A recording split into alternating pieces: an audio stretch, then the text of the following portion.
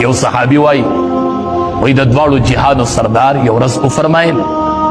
مونږ ته خپله واورېدل د دواړو جهانو سردار فرمایي ویړه مې غواړي چې خپل رونه مې ولیدلې خپل رونه مې ولیدلې مونږ ورته وی چې د الله حبیبه مونږ دې رونه نه یو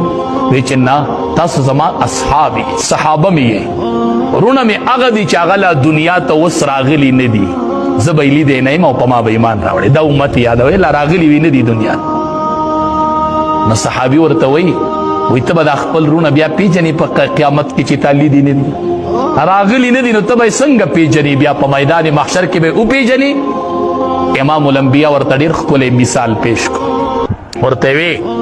چې یو اسی کنه او د هغه تندې سپینې او خپې م تکې سپینې خپې سپینې او تندې سپینې او دا اس خلق په تکو تورو اسونو کې ورپرېږدي چې تک تور اسونه لوک تور او په هغې کې ته داسې اس ورپرېږدي چې تندې م سپینې خپې م سپینې وی دا اس په تاسو نه په دې تورو اسونو کې خطا شي صحابه وی نه دا به څنګه خطا کېږي تکې سپینې خپې دي سپین تندی دی او تا په تورو اسونو کې پرېښې تک تور نه خطا کېږي وی نه وی دقه شان به زما هغه رونه په میدان محشر کې پاسي نو دا اودس ته اوبه چې په کومو ځایونو لګېدلې دي نو دا ټول به پړق کوي نو زه به یې د لرې نه پېژنم چې دا هغه دی اودس چې دې کړی دا به پړق کوي دا به